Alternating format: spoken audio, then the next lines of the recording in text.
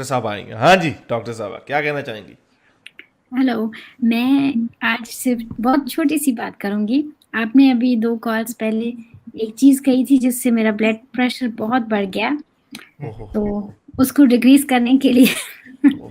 मैं ये क्या कह कहूंगी दिया? कि आप गुस्ताखी बहुत। हो गई? हाँ जी, गुस्ताखी हो गई क्योंकि ओहो। आपके बहुत सारे कॉलर्स हैं और बहुत सारे यंग भी कॉलर्स हैं, और आप एम्स्टरडेम में जाके जो ट्राई करने लगे थे, क्या लगे हैं, तो आप वो बेशक करें, मैं कुछ नहीं कह रही।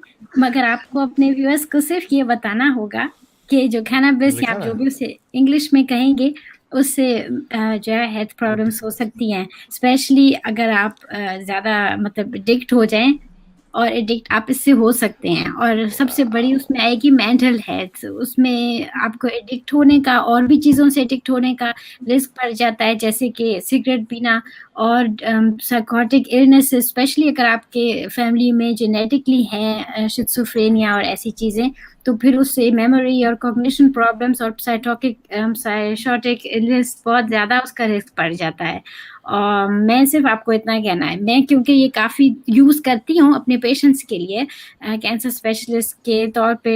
मैं उन्हें कीमोथेरेपी के जो साइड इफ़ेक्ट्स होते हैं उसकी सिकनेस रिलीव करने के लिए, या जो उनके बहुत ही वेट लॉस हो जाता है तो उन्हें भूख उनके अंदर पैदा करने के लिए, ये बहुत ही अच्छी चीज़ है। मगर देखें। डोज ओके में। ओके ओके मुझे डर लगा, मैंने पता नहीं कोई वाकई कोई गलत बात कर दी हो। देखें इसके ऊपर आई एम नॉट श्योर आपने इसके बारे में कितना पढ़ा है कि जो साइकेडेलिक है ये ट्रेडिशनल जो ड्रग्स हैं ये उससे डिफरेंट है। ये बल्कि इसको ड्रग्स में भी नहीं कहते, इसमें हाई नहीं आपको मिलता। जो साइकेडेलिक्स हैं ये ट्रिप्स हैं जो कि इनके ऊपर बहुत स्टडी हो रही है और हो भी चुकी है कि ये नॉन एडिक्टिव होते हैं। जो जो आपको ट्रिप्स आप लेते हैं और ये कॉन्शियसनेस को एक्सप्लोर करने का एक एक एक एक इंजीनियस वे इसको डिस्क्राइब किया जाता है। इसके ऊपर सैम हैरिस की पूरी बुक है, जो उसने उसमें अपना एक्सपीरियंस जो ट्रिप उसने बताया। बहरहाल मैंने आज डिट से एक हाईलाइट किया था कि डोंट ट्राई अगर आप 25 साल से छोटे हो। तो ये जो ट्रेडिशनल जिस तरह के आप कहते हैं ये जो ड्रग्स होती हैं और लड़कों बच्चों ड्रग्स से दूर रहना, ये चीज़ आपको कभी आगे नहीं लेके जाएगी ज़िंदगी में, आप पागल हो जाओगे। तो लेकिन ये उससे डिफरेंट है जिसको आप हीरोइन या चर्स और ये गांजा गुंजा जिसको जो कहते हैं, और मैंने आज तक कभी भी किसी को भी ट्राई नहीं किया, मज़े की बात ये है। तो ये लेकिन ये it's not in the same category, ये उस हाँ कैटेगरी जी, में नहीं मगर है ये।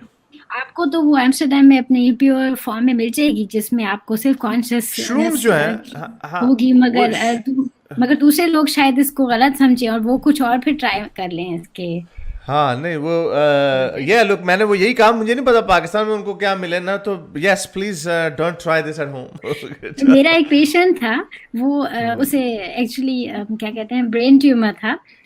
वैसे मैं ये नहीं कह रही कि उसे इस वजह से था, हालांकि मेरे पास काफ़ी ऐसे पेशेंट्स आ चुके हैं जो इसके एडिक्ट हैं और कैनबिस के एडिक्ट हैं और उन्हें ब्रेन ट्यूमर है, मगर अभी साइंटिफिक लेवल पे ये उन्होंने नहीं कहा कि इसका एस्टेब्लिश नहीं कोई हुआ है। अभी है। हाँ जी। तो मैं इसलिए ये नहीं कह रही, मैं सिर्फ आपको एक ये बता रही हूँ कि वो आया मेरे पास कीमोथेरेपी और रेडिएशन के दौरान। वो हर रोज आता था 2 महीने तक ऑलमोस्ट। तो उसे याद हो गया कि कौन सा मेरा कमरा है, मतलब मेरा जो डॉक्टर वाला अपॉइंटमेंट वाला कमरा है। तो उसने कब एक दफा वो 2 साल बाद फिर आ गया, और उसने मेरे डोर पे नॉक किया और कहता, मुझे आप बता दें कि मैंने कहाँ जाना है, मुझे सारा कुछ भूल गया, मुझे सिर्फ ये कमरा याद है। तो उसका दिमाग जो है वो इतना खिसक चुका था, वो और 48 साल का होगा ऑलमोस्ट। तो मगर वो उसने जब से वो यंग था वो ये कर रहा था, तो अब इतनी उम्र में जाके उसका दिमाग में कुछ नहीं बचा था और उसे सिर्फ ये याद था कि मेरा दरवाजा कहाँ है। और वो सालों बाद भी मेरे पास आ जाता था। उसे एक अच्छी मतलब अच्छी किस्म का ब्रेन ट्यूमर था, वो बुरा वाला नहीं था। तो उसे बस मेरा कमरे का दरवाजा याद था। राइट लुक, जो हमने देखा है एक बड़ी रेजिंग किस्म की डिबेट है और इसको लीगलाइज करने की भी बड़ी कितनी अमेरिका की स्टेट्स हैं जिसमें लीगलाइज कर दिया गया इसको। तो मैंने कभी इस डिबेट में इसलिए हिस्सा इसलिए नहीं लिया because I don't care about this. मुझे इसमें कोई, क्योंकि ना मेरी ये प्रॉब्लम है नहीं और मेरा ख्याल ये कोई इतनी बड़ी प्रॉब्लम रही भी नहीं है। और यस मे बी जो जो लोग इसके रिकवरी जिन्होंने की हो इससे, खैर कैनबिस इज़ नॉट ये वो उस लेवल की डेंजरस ड्रग नहीं है, बल्कि कहा जाता है अल्कोहल और जो टोबैको है वो ज़्यादा एडिक्टिव है, या कंपेयर टू फॉर दैट पहले। श्योर। मगर एक चीज बड़ी इंपॉर्टेंट है। जैसे कि हमारे एक दोस्त हैं, उनके फादर जो हैं वो अफीम खाते हैं, ओह, ठीक है।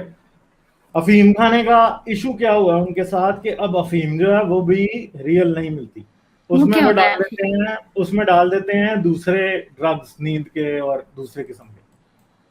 उसकी वजह से उस बंदे की किडनी फेल हो गई, ठीक है। तो ये अब यही सिचुएशन है कि अगर आप पाकिस्तान या इंडिया में बैठे हैं तो आपको कोई कहे भी कि आपको ये चीज़ मिलेगी तो आपने वहाँ पे यू कैन नेवर, ठीक है। वहाँ पे एम्स्टर्डम में तो ड्रग कंट्रोल है और वो उसे कंट्रोल कर रहे हैं, क्वालिटी कंट्रोल कर रहे हैं। पाकिस्तान इंडिया में तो आपने स्ट्रीट पैडलर से लेनी है और वो आपको क्या देगा, यू डोंट इवन नो कि वो आपको क्या देगा। तो इसलिए जो भी कोई इधर बैठ के सुन रहा है तो भाई आप तो ख्याल ही जेहन में ये रखें ऐसे ही है ना, कि जैसे पाकिस्तान में वो देसी शराब पी के 20-25 लोग मर जाते हैं बेचारे क्योंकि उन्होंने शराब भी बेचारों ने पीनी और मुहैया नहीं करनी। उन्हें मरी डिस्टिलरी है एक, सुना मैं जब पाकिस्तान गया था मैंने मरी डिस्टिलरी की वोडका ली थी। Oops sorry, try carefully reasonably, disclaimer, don't try this at home, it's not good for you. तो बट या सो ये भी, हाँ, लेकिन देखो ये मैंने जो मैं अपने क्रिकेट क्लब में कभी कभार जोश मुझे चढ़ता ना, जो छोटे बच्चे होते हैं यंग 16-17 साल के, उनको मैं हमेशा आउटसाइड क्रिकेट जो एडवाइस देता हूँ मैं हमेशा ही यही उनको देता हूँ किसी भी फंक्शन में कि बच्चों ड्रग्स से दूर रहना। मुझे पता है कि इस उम्र में बड़ी तुमने छलांगे मारनी है, बड़ा तुम्हें कहना है यार इट्स कूल, हाई लेते हैं, ये करते हैं, लेकिन एक दफ़ा एडिक्शन हो गई तो आप सारी उम्र इसके गुलाम रहोगे, सारी उम्र। तब आप जब आपके दांत गिर चुके होंगे, 40 साल की उम्र में आपकी स्किन ऐसे लटकी हुई होगी, आपका कुछ भी सही नहीं होगा, और सिर्फ इस वजह से क्योंकि आप समझे कि it's cool to have this.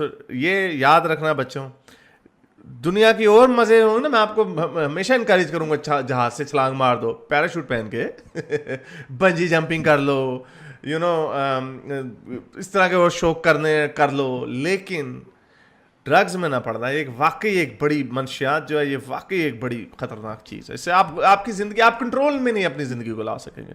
तो बहुत शुक्रिया आपका डॉक्टर साहब आके बताने का। जी, एक छोटी सी और बात, सिर्फ एक जुमला मैं आपको, जहाँ क्रिटिसाइज किया वहाँ पे मैं आपको अच्छा भी कहना चाहूँगी, जो आपने पहले बात करी थी पहले कि थप्पड़, जो फिर बाद में कुल्फी।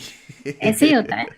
अच्छा, जी जी या जरूर जी, सर। अच्छे लीडरशिप की भी यही अच्छा अच्छा, मैंने ये कहना था कि आपने जो कहा कि वो यंग शादियां करा देते हैं, और यहाँ पे इशू है कि जब औरतों की एक स्पेसिफिक एज होती है जहाँ पे फैमिली बनाना और चाइल्ड, ये एक इम्पोर्टेंट टॉपिक होता है, उसके बाद टू लेट भी हो सकता है। तो मैं अपने पॉइंट ऑफ व्यू से कहूँगी कि यहाँ मेरी जो सारी प्रोफेसर दोस्तें हैं जो कि वुमेन हैं, उनकी ये बहुत बड़ी प्रॉब्लम रही है, और उनमें से काफ़ी है, मतलब मोस्ट ऑफ देम की 35 से बाद पहला चाइल्ड हुआ है, और वो अपने सफ़ेद बालों के साथ जो है वो जा रही होती हैं किंडरगार्टन अपने बच्चों को छोड़ना।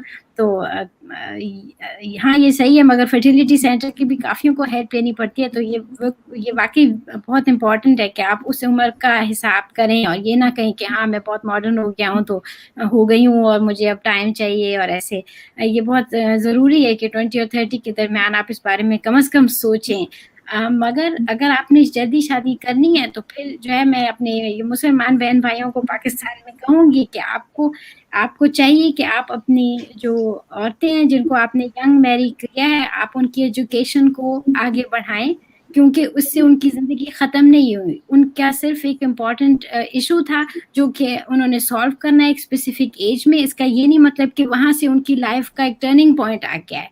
आप उनसे पहले जो उनकी लाइफ थी और उनके एम्स जो थे, उनको प्लीज़ आप सपोर्ट करें आगे भी। ठीक है, बहुत शुक्रिया, थैंक यू। मेरे इस नेक काम को जारी रखने के लिए मुझे पेपैल या पेट्रियन पे ज़रूर सपोर्ट कीजिए, ताकि मैं अपना पैगाम ज़्यादा से ज़्यादा लोगों तक पहुंचा सकूं।